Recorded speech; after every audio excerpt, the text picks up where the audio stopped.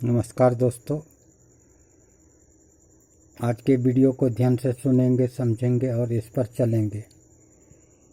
और अपने इस वीडियो को सब्सक्राइब कर साधुवाद के पात्र बनेंगे और अपने मित्रों, समाज के लोगों को भी इस पर चलने का विचार देंगे और इसे शेयर करेंगे। आज के वीडियो का नाम है आत्मा सत्य है और इसमें अनंत शक्ति भी है।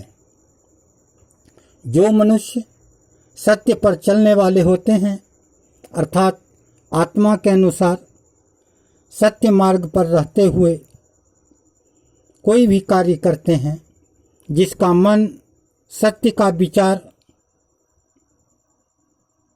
कर सत्य ज्ञान के अनुसार सोचते और करते हैं, वह हमेशा सफल होते हैं।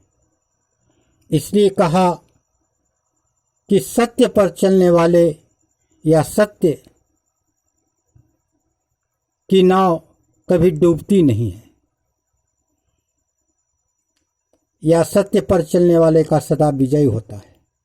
कोई कहते हैं सत्यमेव जयते, कोई कहते हैं सत्य ही जीतता है। ये सभी बातें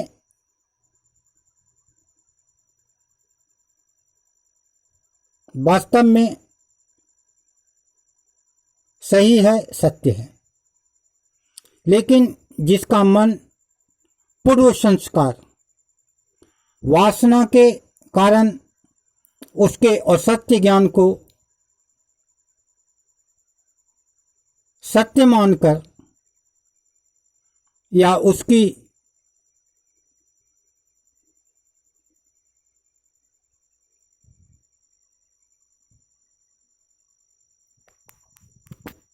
सलाह अज्ञान के कारण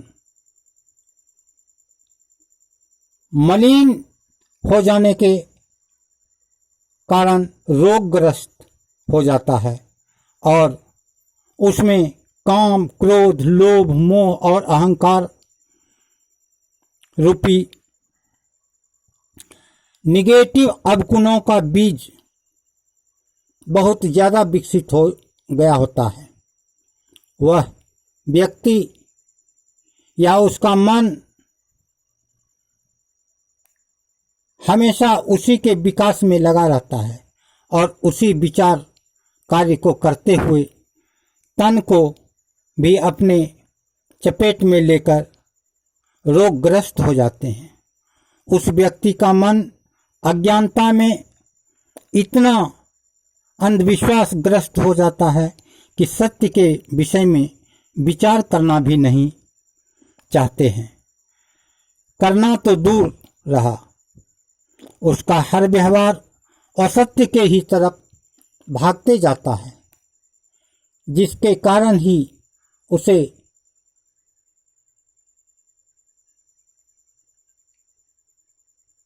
आत्मा का गुण, शक्ति, ज्ञान आदि ठीक ठीक समय और स्थिति से नहीं मिल पाता है और अंत में उसके तरफ उसका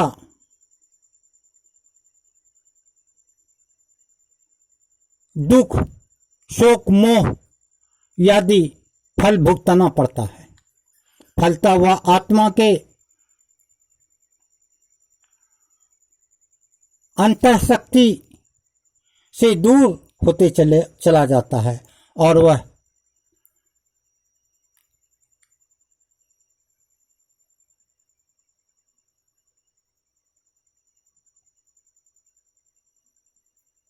छिछले, अल्प शक्ति और कमजोर बुद्धि द्वारा कोई भी कार्य या विचार ठीक ठीक स्थापित कर पाना असंभव समझता है और सही का समाधान नहीं कर पाते हैं। जो भी कार्य विचार करते हैं वो असफल होते हैं उसके हर कार्य और इच्छा आदि अधूरी रहकर हमेशा अतृप्त रहता है। फिर वह हर कार्य को करने, सोचने एवं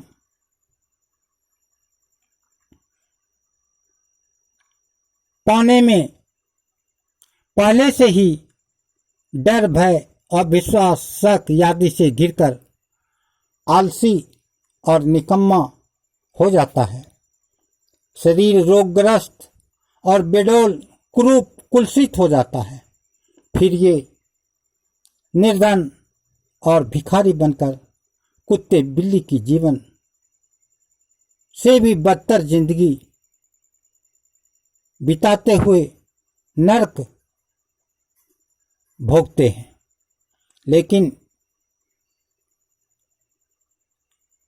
किसी पूर्व जन्म के संस्कार या अन्य कृपा से यदि किसी संत संगति में या सत्संग के प्रभाव में आ जाते हैं तो ही वह अपनी अपनी पुरानी आदतों को छोड़ते हैं और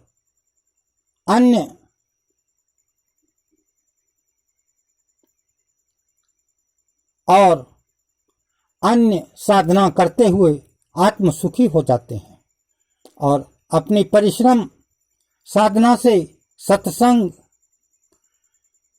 तन मन को लगाते हैं तो सत्संग के प्रभाव से वह पूर्व सभी मैल और पाप को जलाकर पुनः अपनी आत्मा शक्ति में, अपनी अनंत आत्मा शक्ति में आ पाते हैं।